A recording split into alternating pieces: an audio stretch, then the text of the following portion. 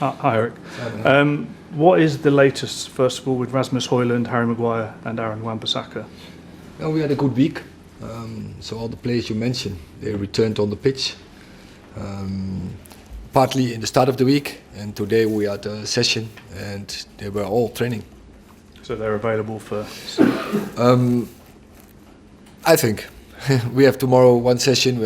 Of course we have to see how they recover from this tomorrow, but it looks good. Is there anybody else back or unavailable?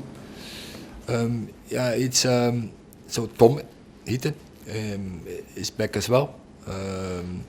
Also was very good. Mason Mount trained also whole week with us. First part of the week also partly, but then also we had some full sessions with us. So yeah, it's looking good. Erik, are some games bigger than others? I mean, this is a standalone match. It's an FA Cup tie against Manchester United's biggest rivals. Is it the chance to make a statement to show that you can compete with these teams, that you can take them on at home and beat them? There's some games are bigger than others, that's definitely, and I think Manchester United, Liverpool, that's always a big game, but especially when it's quarter-final FA Cup. We're really looking forward. It's a special game, absolutely.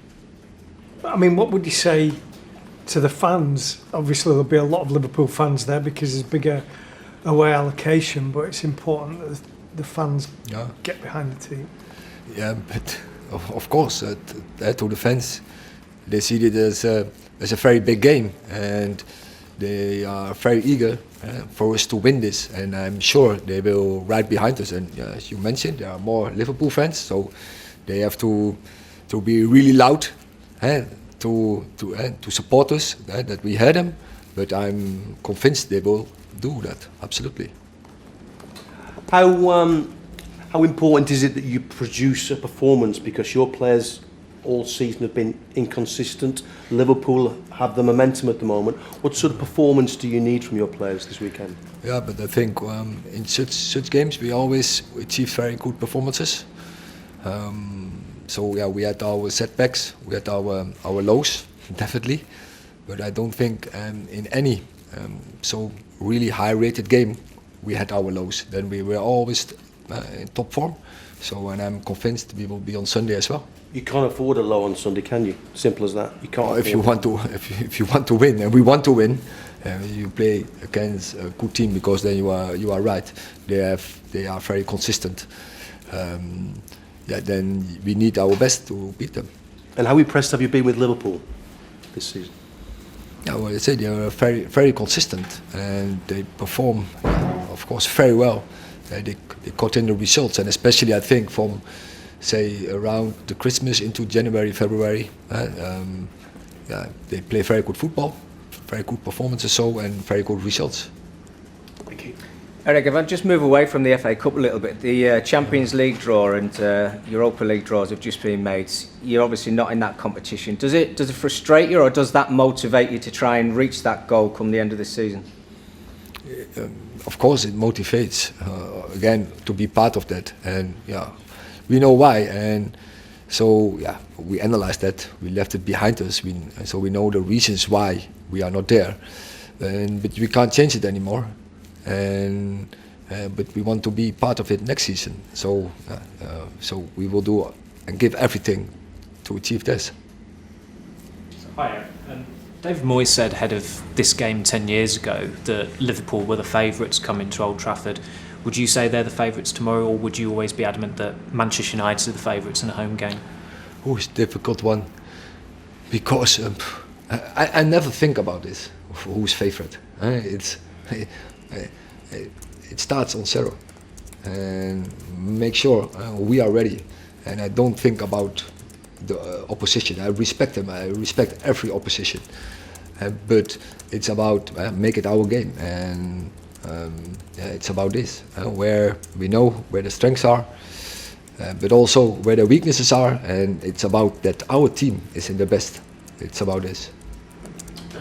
Hi, Erik. It's been a difficult season, obviously, in the Premier League, going out of Europe, injuries you've had. But Do you feel that a victory on Sunday could almost be a catalyst and transform the season and give you the momentum to maybe push for that Champions League place in the last 10 games as well? Now, what we never got the turnaround so far. And we had our opportunities, but we missed the opportunities. Yeah, Sunday we have another good opportunity to get the momentum, and I think the players, the team, showed lately. I think from January on, we are in a very good series of games with a lot of wins, and so they can have the belief they can do it. And now we have to take the momentum, and that is also what I feel when I train with them during and around the games, that they have that belief, they have so good confidence, good spirit is in the team, and go and play and get the turnaround. Yeah. Chris. Hi Eric. You said that in general this season you've been quite good in the big games. Some fans weren't happy with the approach to the derby, even though you did score first. Do you think people have to understand and realise that you can't go toe-to-toe with teams like this and hope to win? So it's always about two teams, and so the intention would be never that deep. But it was also the game when you score first, and of course then the opponent, the opposition, will take more risk. That is what they did. I think similar, for instance, against Villa, where we've had a very good start, and after we scored the first goal, they have to come, and then we know. I think we are very good when there is space in the back of the defending line with our players, and I think we showed against City. I think there was really small margins when we should have get that second goal, and even after the first, after the 1-1, we should with Garnacho, we had a great opportunity to make it 2-1, and so that was really small, and then we could have won this game, and yeah, so. That will be also our intention for Sunday. Yeah, we will go and be brave and go forward where it's possible. But also we know when there's space in the back of their defending line and we can explore it.